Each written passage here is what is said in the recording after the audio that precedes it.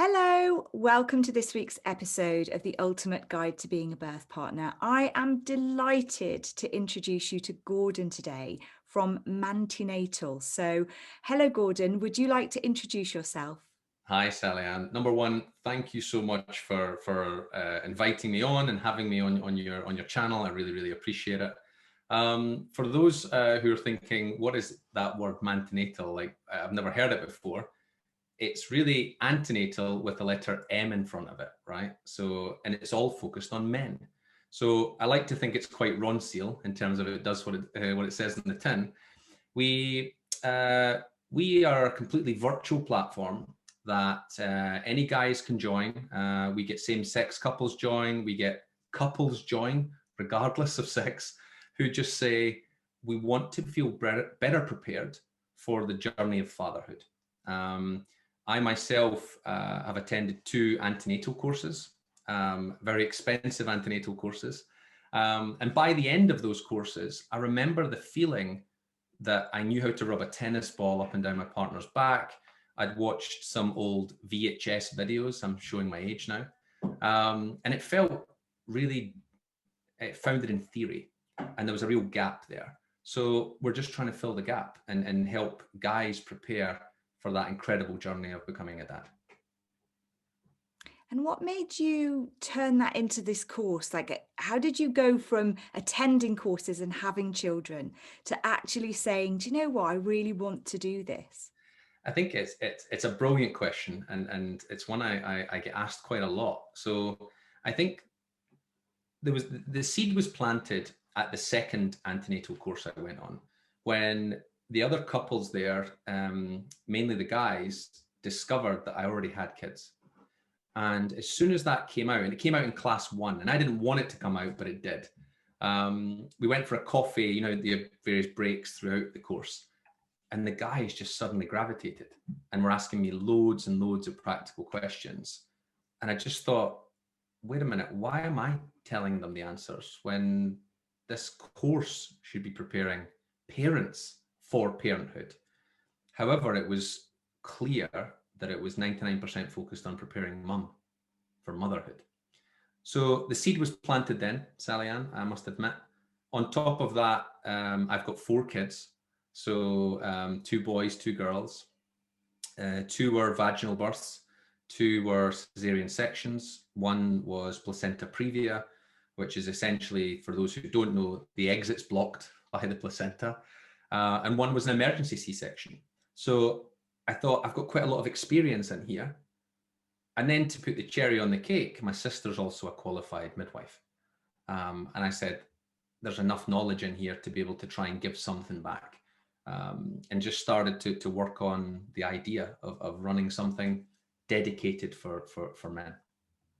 Yeah, it's a brilliant idea, because I do agree with you that men, birth partners in general, aren't actually very well supported in the majority of courses, and it is all aimed at the women. And their role is so important. Their role in the pregnancy, their role during the labour and birth, and then in the postnatal period it's essential. And people often forget that they're going through this journey too. I have to admit, I've written this book. It's all about the role of the birth partner, but it's to educate them in how to support that person's choices, that pregnant person's choices. Yeah. And I don't cover what you cover. I don't go into detail because I've never been on that path. I don't know what it feels like to be a father to be and to go through that. And, those mammalian instincts that you Yeah. have that are very different to the ones that we have.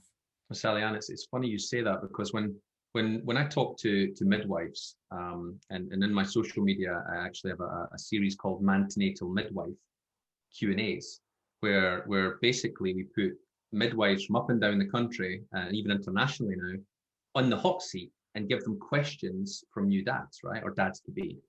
And when we're talking about subjects like, think about Corona times at the moment, where in the majority of cases, you drive up to the hospital doors, mum goes in, and dad's sitting on his own in the car, right? and 5 minutes is like an eternity. What's going through dad's mind? Have they forgotten to call me? Am I missing the birth? What's that anxiety that's filled during that time? Don't get me wrong, I know mum's going through her own journey, right? I know because I've seen it 4 times. But where are we spending the time to say, what's it like for a guy? Yeah. And when you tell that story, and the other story I give is the day that you become a father, and you go from that anticlimactic moment of probably the most incredible time of your life to that quiet drive home. And we talk about the fear of the front door and walking into silence that night. And the lights are out, and the birth ball's in the corner, and the dishes are still in the sink. And what's that like from a guy's perspective? When you tell these stories to qualified midwives, and we're talking to trusts around the country as well, they themselves go, we'd never thought about it. We hadn't given that consideration. And it's incredible when you just take a step back to remind you of there's two journeys going on here, not just one. Absolutely. I think that's such a valid thing to say as well about the having to leave and go home after the birth.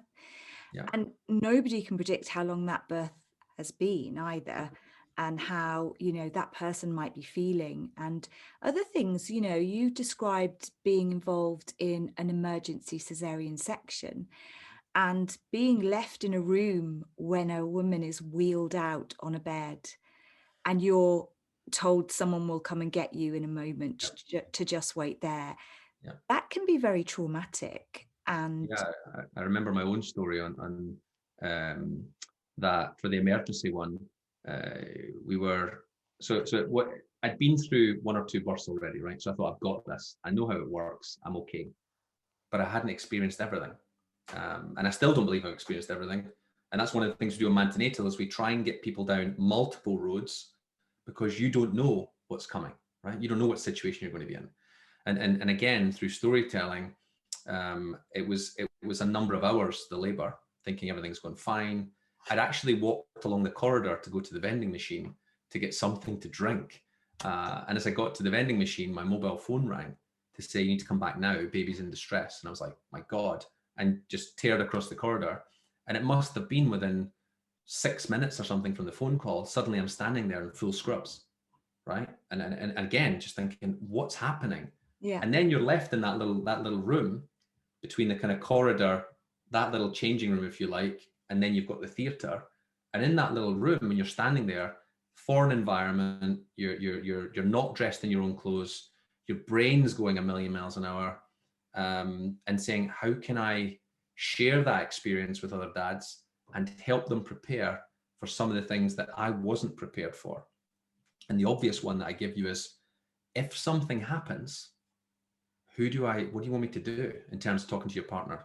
Do I stay with you? My instinct is to stay with my partner, right? Be there for her no matter what. But her view was very different. I want you to be with baby, yeah, right? And these are the discussions, and there's many of them, that I fully encourage guys to have with their partner before you get into those situations. That's what it's all about, is preparing you as best we can, so that you're not trying to deal with all of that in the moment. And hopefully that helps bring it to life, that there's so much can go down so many avenues when you get to hospital.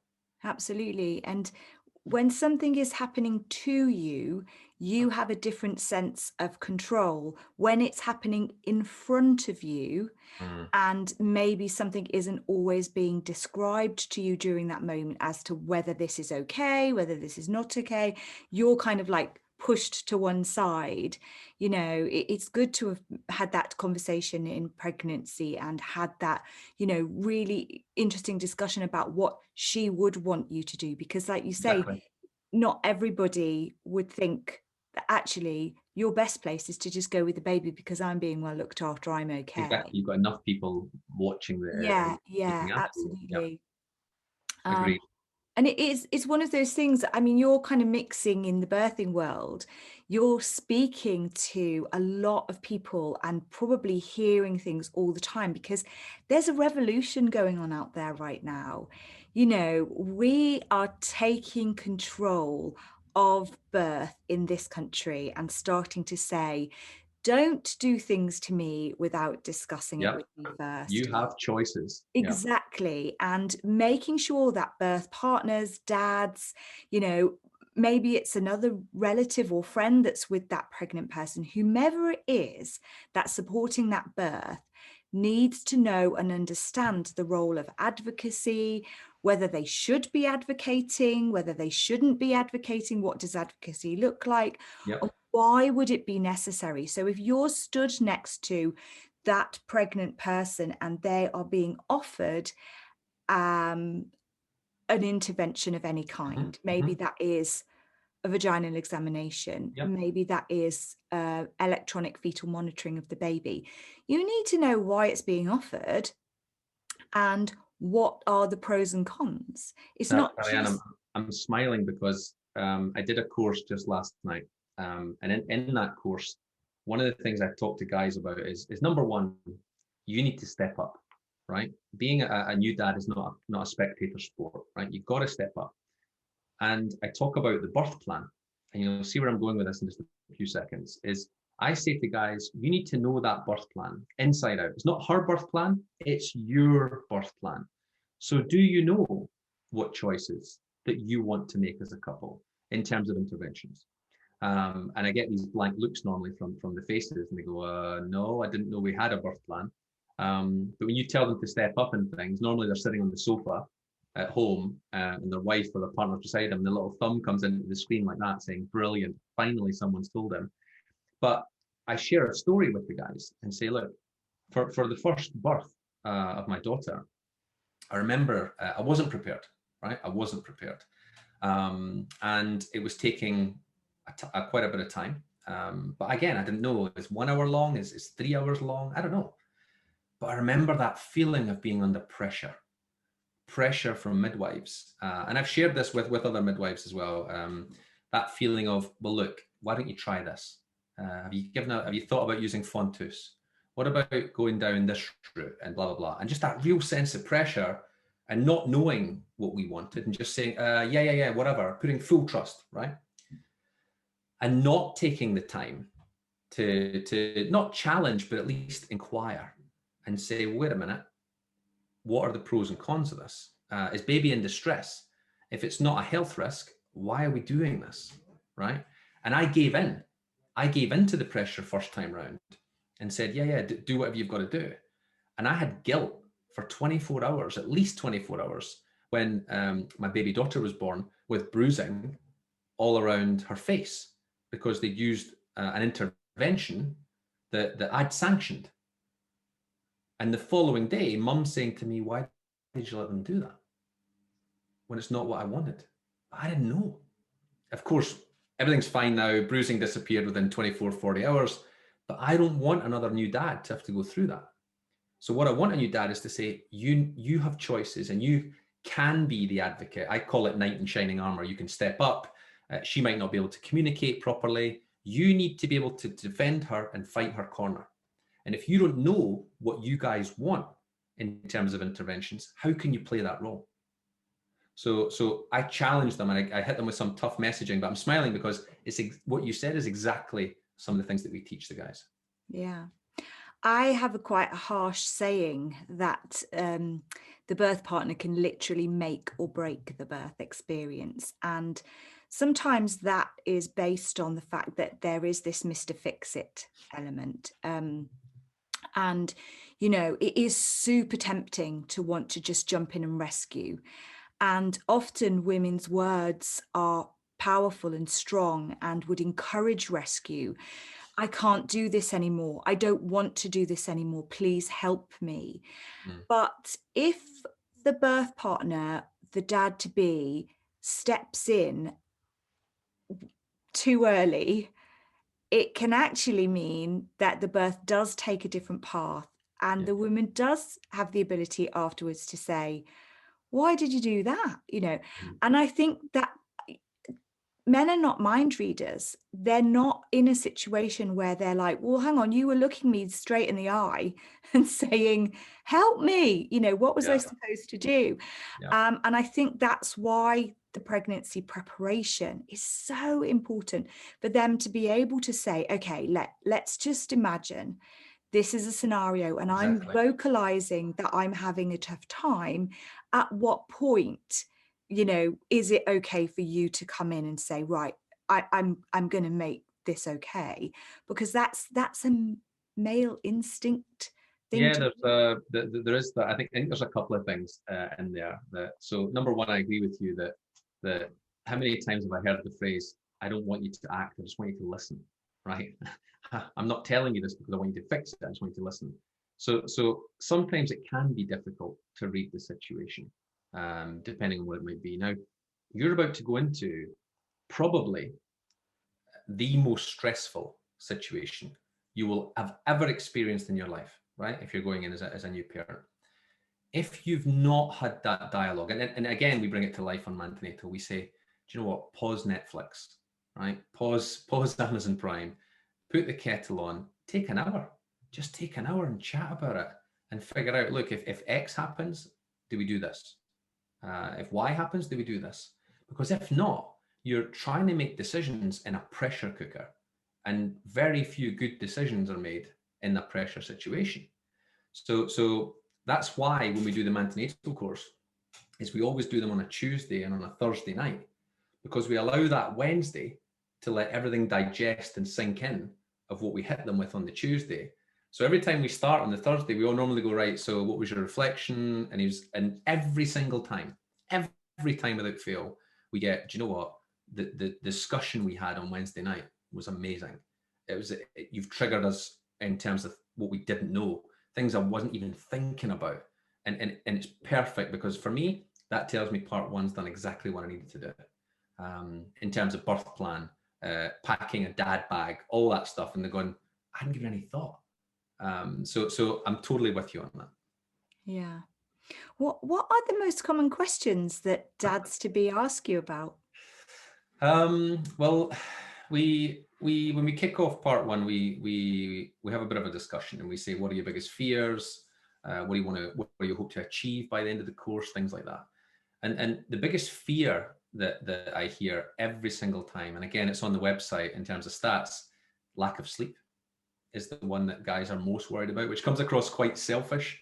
I get that. I understand where it comes from, but there's a real fear. And I've had a guy who really opened up once, who said, look, I know it comes across almost arrogant that I'm worried about losing my sleep and I'm precious, but I don't like who I become when I'm tired. I don't like the character that comes out of me in terms of being short, snappy, irritable, and I'm worried about it. And it was a really serious conversation. I was impressed with just how much they wanted to open. In terms of questions, we get a whole spectrum, Sally-Ann, a real spectrum. I believe we get questions, and I believe it because we we get questions that you would never ask in a traditional antenatal course. And I believe it because I would never have asked them, right? I'm brave, but not that brave. Yeah. So imagine the scenario that you're sitting beside your partner and there's maybe another 10 couples in the room. How many guys are brave enough to raise their hand in that environment without the fear of retribution on the drive home and say things like, how soon after baby comes can we have sex? Yeah. Or what's the smell like in the delivery suite? Um, we get other ones that are relatively straightforward. What's the texture like when I'm going to cut the umbilical cord? So we one of the things we try and promote at the very start of the course is nothing's taboo, right? So ask whatever you want. You're in a safe environment, and the chances are there'll be other guys wanting to ask the questions as well. So we get a real spectrum, but I genuinely believe we tap into a part of the male mindset that just wouldn't happen in a traditional course. Yeah, and that's so important to be able to sit honestly having conversations about sex, money, responsibility, Yeah, there's no things. judgment.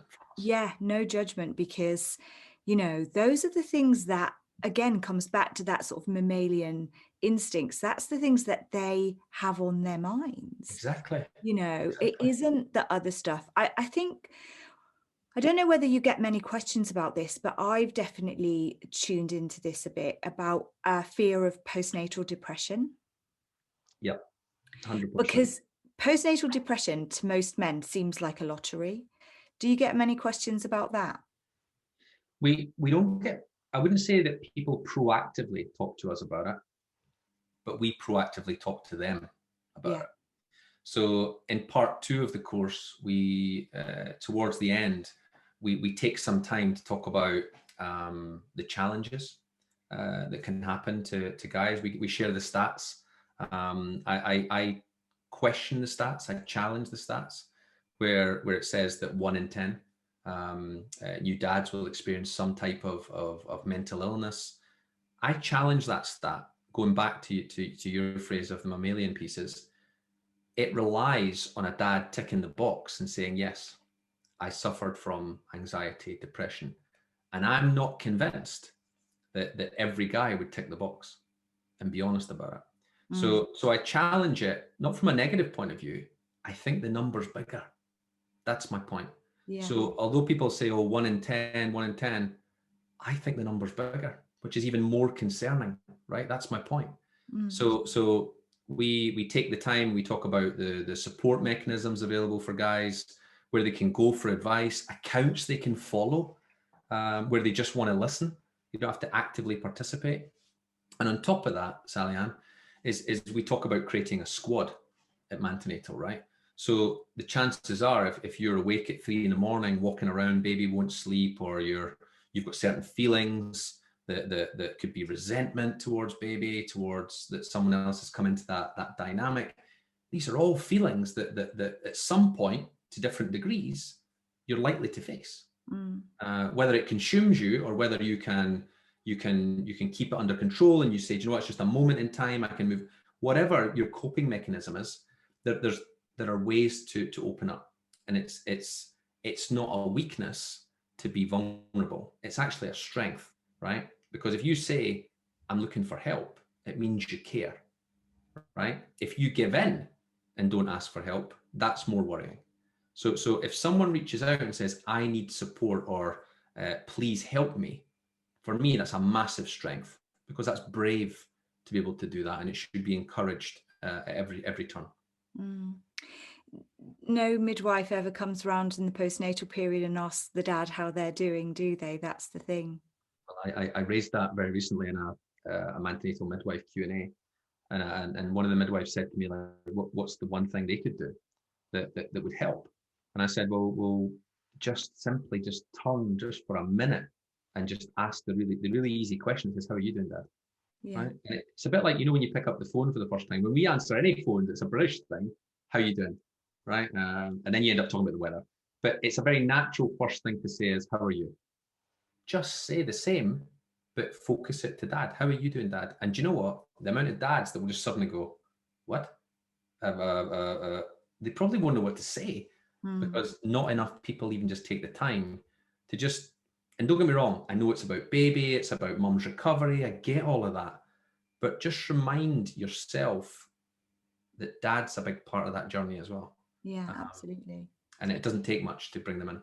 No, not at all. I work as a doula, which means that I go and work, privately with couples who employ me in the pregnancy. And it's really, really common for the dad to be like, why do we need a doula? And she's managed to kind of get me through the door. This is probably common for many doulas to share the same story, but she's managed to get me through the door for the interview. And when I start talking, actually what they come to realize is I'm also probably more likely to be there for them Mm-hmm. than I am for the laboring woman, because Yep. having someone that he can look across the room at and go, is this normal? Is this okay? And then Mm-hmm. also in the postnatal period, having somebody to access and say, I'm not sure, is this right? Is this, and just check in with somebody, Yeah. because I think there is a huge element of, what's the word I'm looking for? You know, where the guy literally just isn't confident at all in their role. And so do you work really hard on just building confidence in their own instincts and their trusting in the process? And, you know, the thing about parenting is you just keep putting one foot in front of the other every day, and you'll just be on that path. You can't get it wrong, can you? You just keep going. But they don't always know that. No, I think so. So on the confidence piece, remember I said at the very start of the course we have a discussion, we talk about hopes and fears and things. We've also got, we do some gamification, by the way, as well. We do this online quiz with the guys, and we create a bit of fun as well. But we've got this sliding scale at the very start of the course, and we say, where would you place yourself on the scale? In terms of 0, I've not got a clue, and I'm really, really worried, all the way up to 100, which says I'm super dad. And before I ask them what number they'd give themselves, and graphically the slide's all moving around the place, I say, let me be clear, I'm not super dad, right? So I wouldn't give myself anywhere near 100. And we do get the guys coming on, the ones that I think they're masking it. Oh, I'm 75, I'm 84, and you go, okay, fine. And then what I like to do with the course is ask them at the end of day 1 where they're at. And you get that moment of realization of, I didn't know what I didn't know. And oh my God, there is so much to try and take in, and so much I've given no thought to that I need to. Mm. So I use that technique to ground everyone, right? To say, wait a minute, nobody's at that end of the scale. And I wouldn't include myself at the end of the scale, right? So I use that just to remind them that actually it's a bit of a realization moment. So, but then I ask that at the very end of the course, and every time, thank God I'm touching wood at the time, is the needle moves to the right. But in terms of confidence, yeah, I mean, that's what this course is all about, is if you feel prepared for multiple scenarios, your confidence is going to go up, right? There will be things that we can't cover, that we haven't given consideration to. But then I go back to my point earlier, Sally Ann, is there's a squad. There's a squad of guys that are all in the same boat, that they don't know what they're doing either. And it's like you say, is there's no proper manual that says you do A and it leads to B, and then you do 2B and it leads to C, right? It's about trying and giving it a go. Now, the worst thing you can do as a new dad is sit back and just let it all happen in front of you. Surely it's a much better place to be on the front foot and say, well, wait a minute, why don't we try this? And be part of the conversation and part of the solution, rather than just letting it all just run away from you. So we spend a lot of time ultimately on building confidence by feeling prepared. How many people contact you at the man themselves, or is it often they contact you because their wife has said they've got to do it? I'm laughing because there's 2 parts to this question. The majority of our audience in social media is women. And the majority of the women reach out to us to ask, how do we find out more? When's the next date we can get our partners on? But again, right at the very start of the course, when we do that Q&A thing, I ask them a question: why are you here? But I also qualify it before we go around the room, and I say, you're allowed to say, because I was told to be here. And I would say, plucking in at 75, 80% of the guys, when we get to that question, say, I was told to be here. But by the end of it, they're saying, thank God she did that, because they got something from it. But to answer your question, the majority are told to get on the course. Yeah. I teach antenatal courses, and obviously, you know, it's a very different course to yours, but it's fascinating how uncomfortable a lot of men are when they first walk in and sit down. My whole focus is on birth partners, so they do learn an awful lot. But I've had one night where it was the FA Cup final. Oh. It was like, oh no. They were not happy, and we had to put a complete ban on phones. No I one bet was you did. allowed to look at their phones. I bet you did. Yeah, and it was just like, because everyone was going to be going home to watch it. But they did still learn that night. They were still Good. focused on what they were doing. But I did a midwife Q&A recently, and I said, like, what's the worst thing you've ever seen in a delivery suite in terms of from a new dad's point of view? And they said that there was a dad sitting on a chair, and he just was looking at football scores the whole time while his child's being born. And you just think, I mean, I can't compute that in terms of priorities, but it does happen. yeah, it does happen. It's interesting. There's quite a lot of stuff. I think people say that they have regrets about the way that they behaved at the birth of their child, etc. And then when they look back, and it is actually something I've heard you say, that you were not the best birth partner first time around. Nope. What's your reflections on that? What would you say you didn't do well? I think I, number one, I didn't feel prepared. I didn't feel prepared. And you touched on before in our chat at the start about the whole kind of financial side and that whole doubting thing of, am I ready? That Mm, ultimate question, am I ready? Which is a whole question in itself, right? It takes you on a different road. But I think in terms of beforehand, not savoring every minute of the trimesters of the development of Bump, and we never knew the sex of any of our kids, so we always called them Bump. But not. I remember getting messages on a constant basis of baby is now the size of a grape, or it's the size of a kiwi fruit, or and not letting that sink in, and just almost dismissing it. And that's me being vulnerable, right? And admitting, I'm not super dad, is I made mistakes. I think that when you get all the way through to the actual birth, um, I don't think I savored, and again, we spend a lot of time on the course talking about it, is there's little magic moments that new dads can do certain things that you keep with you forever. So I give maybe two examples. Is the moment that your baby crowns, right? For that moment, it's a magical moment that you can be the first person in the world to just touch the top of your baby's head for the first time, and you can always keep that with you, right? That I was the first one ever to lay a finger on my little kid, right? Um, and I think there's magic moments that I missed, that I just didn't really sink in and savor and just consume myself in the whole thing. I think the other massive one that I give, it's a little bit funny one, but again, we share it with guys, is one of the massive mistakes I made was I wasn't dressed appropriately. Right?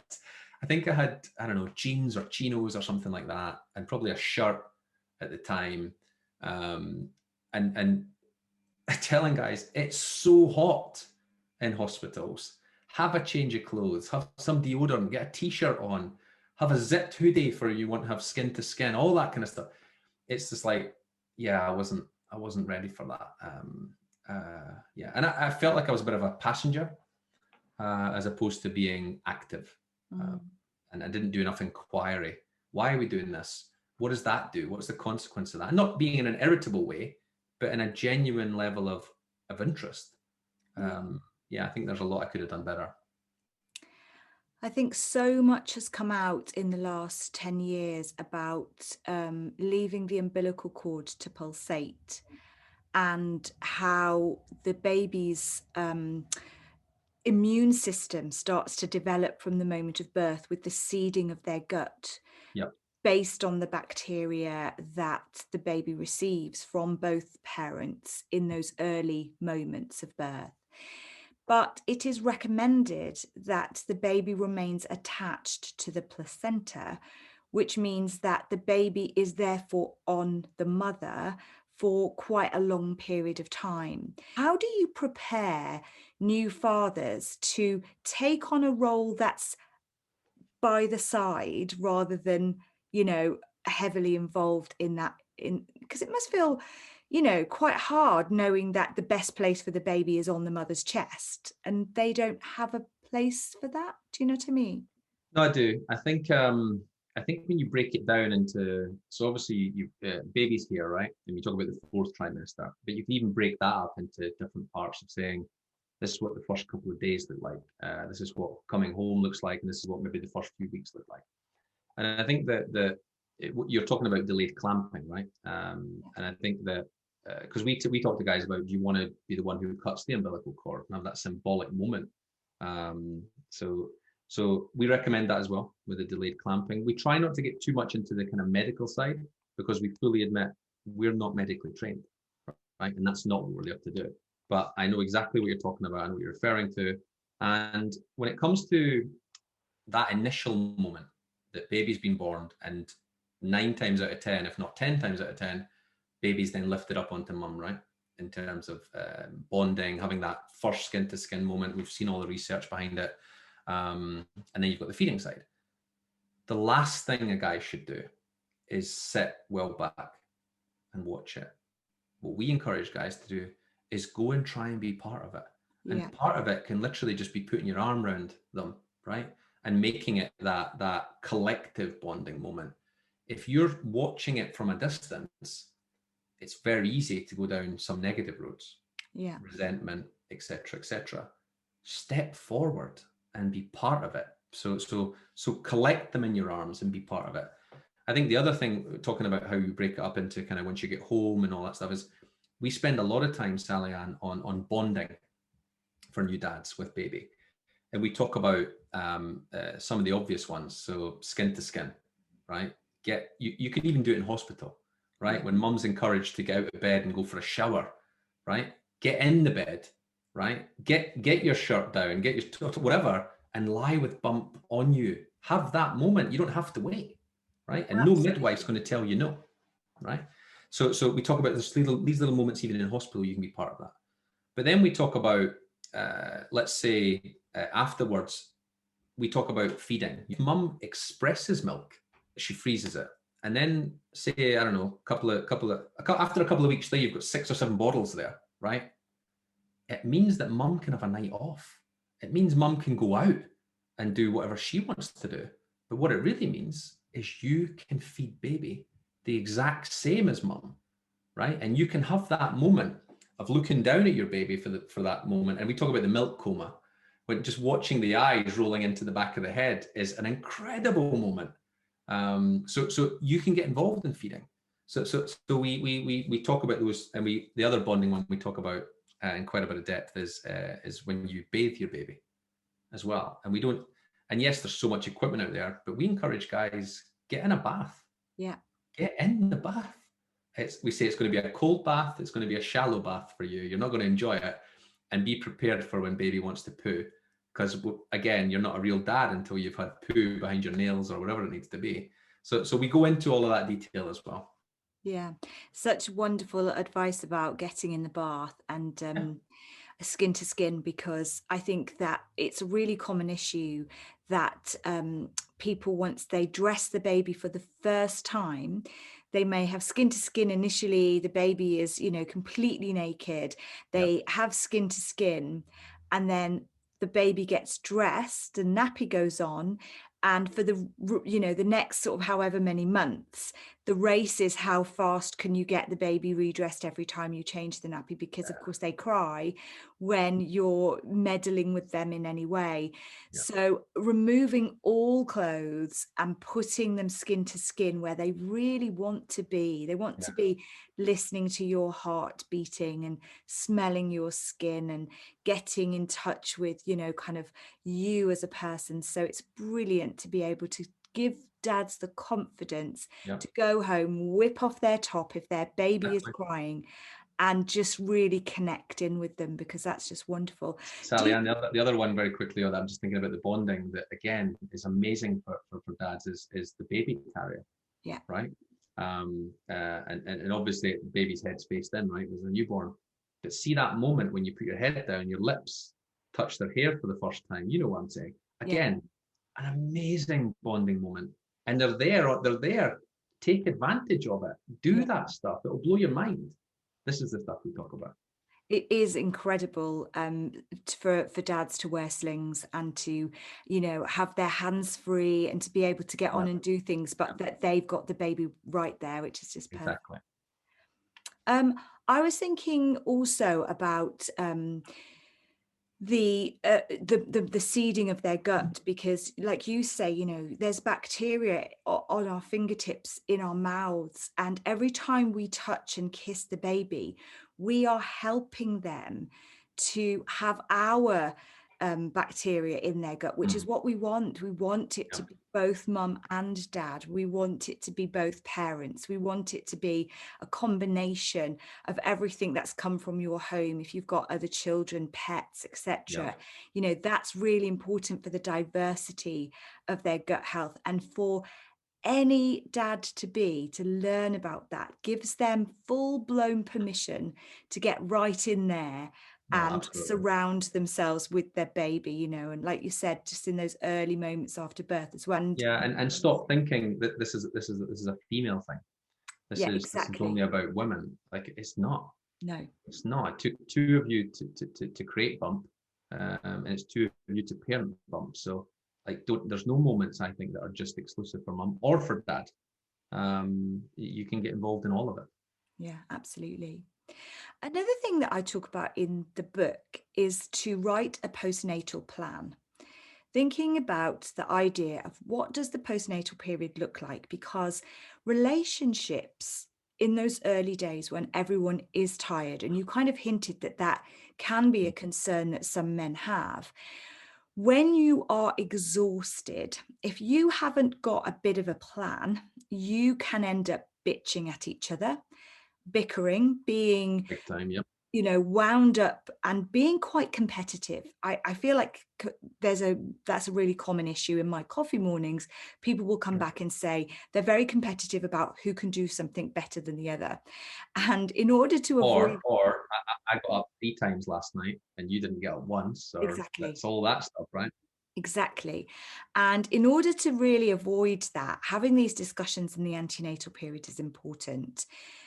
Being able to identify who is she happy to have around her when she's, you know, heavily bleeding and trying to establish feeding and going through the motions of her hormones, which are just all over the place, Yep. changing, and, you know, the milk's coming in. There's a lot going on. Yep. And for any man to understand the baby blues, the emotions, it can soften and diminish a Yep. lot of the arguments, a lot of the, you know, kind of difficult times, and who's going to provide food and where's it going to come from and what are his responsibilities. Do you cover a lot of that in your course? We cover a massive amount of that. So I'm just trying to think where to start. So I would class most of that under one word, which is routine. So one of the things that we say to guys is, again, going back to the point I made earlier, is discuss it now while it's calm. And a couple of easy ones are, you might say, do you know what, if let's say we're in a normal world, whenever those days come back, that you go to work Monday to Friday, figure out a way, and it's different for everyone, but I share what we agreed was that I was going to work like a zombie, right? So it wasn't a good place in terms of trying to do it and work. It was a really difficult thing. So we made an agreement that I think it was Monday to Thursday that she would cover night feeds, everything, right? But it meant that I had to step up Friday night, Saturday night, and then she would cover. So I would basically take the weekend and she would take the week. But that might not work for everyone. So you got to agree some rules of the game. If not, it's going to be bickering, the competition. Well, it's your turn. No, it's my turn. Like, every couple's been through that, right? I got up 3 times last night.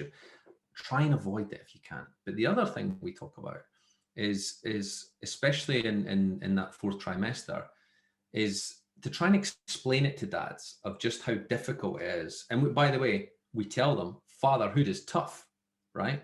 It's not a Disney movie where birds tweet on your shoulder and little rainbows suddenly appear. It is really, really tough. And we describe that first sensation of that tiredness. It's exactly like jet lag, but you haven't flown anywhere, right? So you know that feeling of you could be on the other side of the world and you don't know what day it is, what time it is, your eyes are burning, you're irritable. That's the place you're in, right? When bump comes, because it decides when it wants to wake up. So one of the things we talk about is a huge focus on routine. And we say we give you a mechanism that will help you in your relationship figure out what's going on, what time of day it is, and reflect on certain parts of the day. So again, we give a scenario, Sally Ann. We say, if you're at work and you're in that fourth trimester, or certainly postnatally, and you phone home for the first time, and partner answers, what's the first thing you're going to say, right? The first thing you're going to say is something like, how's the morning been? How's bump? How are you, right? It's going to be something like that. Basically, tell me what's going on. And we help guys understand that there's a way to get all of that information really simply before even phoning home. So we use the easy technique. Have you heard of that? Do you know No. what that is? So what we do is, certainly for my first one, we basically got a white piece of paper and put it on the kitchen door, and we marked it with EASY, easy, but it stands for eat, activity, sleep, you. And you've got to follow it. So every time baby eats, it's then followed by some type of activity. And then after activity, guess what? It should be tired, so it's going to sleep. And then the last one is when baby sleeps, focus on you. Okay? So that's what easy is all about. And then we make it really, really simple by saying to guys and to women and say, look, all you got to do is mark this little thing up to say, do you know what? 3:04, baby woke up, and you just mark all this data in, right? And you say, do you know what? It allowed me to go and get a shower, or when it focused on you, or you can see baby only fed for 5 minutes, was up 3 times at 5 in the morning. If you're able to do that, and you can do it digitally now, right? Super simple. What it allows you to do, and again, the guys can do it the weekend, mom can do it during the week, whatever. It also is great for when the midwife comes around and says, how's it been? You've got all the data there at your fingertips to say it's been a nightmare or it's been amazing. But the dad, before he phones home, if he's got it digitally, can say, do you know what? I can see it's been really tough. I can see that you've had no time for you. Or a baby's rooting. Why is baby not feeding? Or, oh, it's lovely that an activity was you read a book, or you sung a song to baby, or you took them for a walk, or you get really simply, if you follow little routines, it gives you some kind of structure. Because without that, you don't know what day it is, if you're up or down. And again, what's going to happen? Tension, stress, anxiety, aggression, all the things that you don't want. So we talk about routine to try and help tackle with that. What about family? Now, coronavirus has changed the dynamics of visitors overall, but with that changing now and coming back into a lot more normality, what do you discuss about family? Because I think most men are in a very tricky situation with regards to family. Not all women like his mother. And, you know, there can be tension around the way that advice is given by family, whether it is his parents, her parents. You know, sometimes when you're on your paternity leave, you have your mother-in-law living in your house for 2 weeks, which is actually like your worst nightmare. You know, so there's a lot of family issues that come with having a baby. Do you cover that? We cover it in Q&A. We don't proactively cover it. We give various ways to try and cope with things like that. So at the moment, obviously, things are improving. Thank goodness for that. Certainly in the UK, we've heard of parents and in-laws doing care packages and things, like dropping things off at the door to say that's your food for the next couple of nights. Little nice things like that, right? So things actually make a difference. Yeah. I think the other thing is being really, really clear with visitors, whether it be family or not, is to say, do you know what? In those first few weeks, you're fully empowered to say, we're not here to entertain and put the kettle on and wine and dine you. What would be amazing is if you came in and took the Hoover around the house, right? Or jumped in and said, let me do your dishes for you, or actually help us. Don't just come to think you can sit and relax and we're here to look after you as well. So don't be scared to have those conversations. I know people are like, oh, I don't want to go, but genuinely, this is your time to bond. Yeah. And the final comment I make is, look at how paternity leave works from a guy's perspective, right? So if you look at it through a UK lens, and by the way, it's so different around the world. If you take Korea, In Korea, men get 52 weeks Wow. paid leave, right? Again, on my website, there's a whole blog about parental leave across the world, and you'll see where the UK is way down the bottom. So we think we're so far, I don't know, advanced culturally, etc. Guys and parental leave got a long way to go. But anyway, so if you look at it, and let's put aside the fact that you can now share it, right, with wife, you can figure out what works. But let's take the 2 weeks, right, which is statutory, right, that guys get. You can figure out a way with your employer and obviously with your partner to say, right, do I want to just take those 2 weeks and mum's got me there for 14 days? Or to go back to your point of parents moving in, etc., would it be better to take the first week because it's my time to bond as a little family, go back to work week 2, and guess what happens in week 2? Mum moves in, right? Or in-laws move in, or whatever it is to support. And then in week 3, you take your second week. So guess what? It suddenly feels like she's got support for a much longer period of time. And if you do have that dynamic from a family point of view, you're not under each other's feet, right? And figure out what works for you. There's different ways to make this Tetris fit together. You don't have to say, I've only got 2 weeks. What do I do? Think out the box on it. There's different ways to do it. Yeah, absolutely. There's different ways to do everything.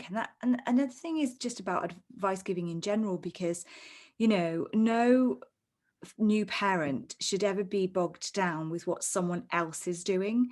It's your philosophies No. as a parent and how you decide upon those together that matter. But I don't know what it would feel like from a male perspective, turning down well-meaning advice. I only know what it feels like from a female perspective. So, kind of how do you navigate those kinds of discussions? So we tell guys a similar message to what you've just given, Sally Ann, which is like when you get family and friends that say, well, have you tried this? Or, oh, I can't believe you're doing that. This is what we did. They never had your kid, right? And every kid is totally different. So even turning to your own mum, for example, as a guy and saying, Mum, what do I do? She never had your kid, right? And you're not your kid, right? So there are differences and not everything fits.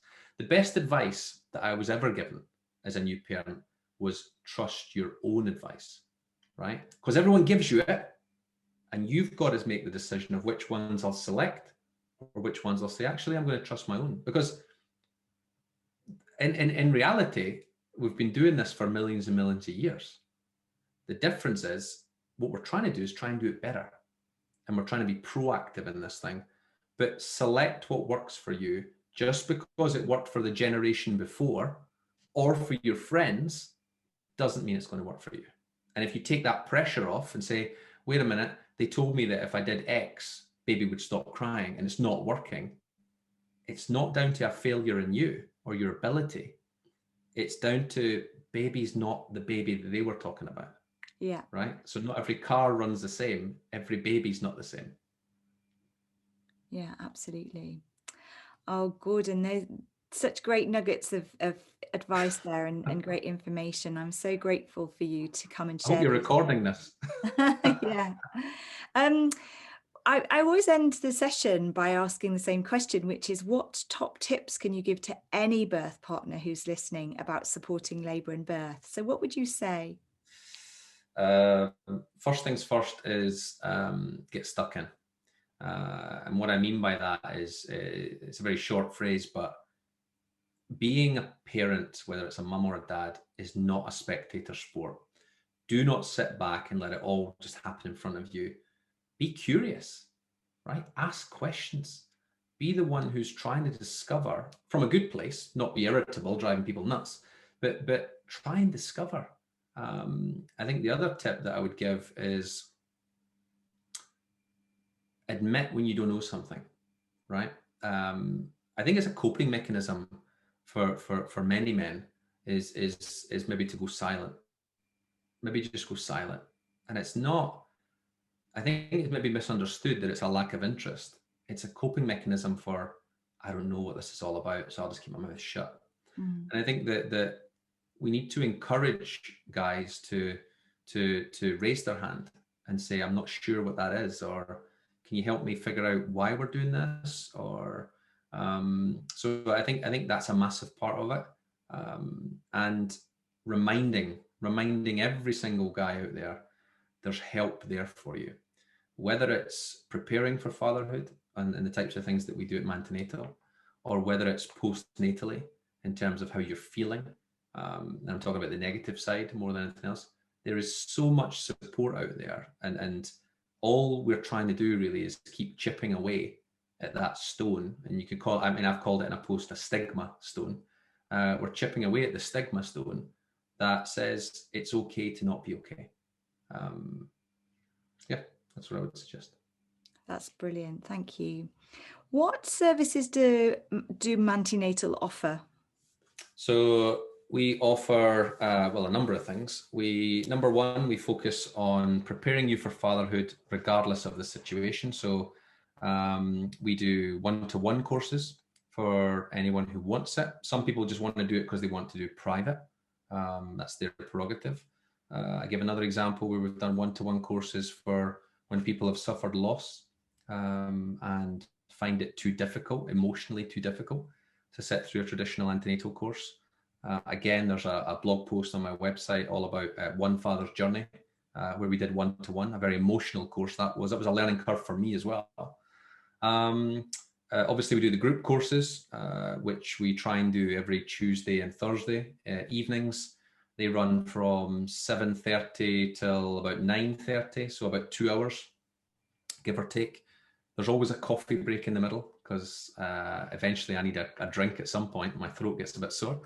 On top of that, there's, I mentioned already, the Mantenatal midwife Q&As, all on Instagram, that I encourage any guy, or anyone for that matter, to, even with a cup of tea in their hand, is just watch some of these, because some of the questions I hit midwives with are they're not expecting them.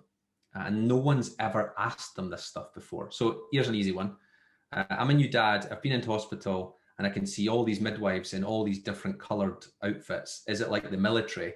Who's the highest ranked? Like, it's stuff like that midwives go, okay, cool. That's a good question. We've never been asked that. So I encourage guys to go and watch that. You might find there's questions that you've got that you get to hear answers to. We also try and support from a mental health perspective as well.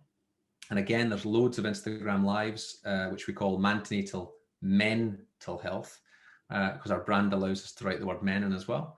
So there's loads of them where we have some very honest conversations about challenges from new dads. So we get experts presenting there. We've also got things like, we focus on sleep, how to cope with that, some hints and tips there. We've had doulas on as well. Loads and loads of content. The other thing that we offer is people can actually get themselves one of these official Mantenatal hoodies and fly the flag.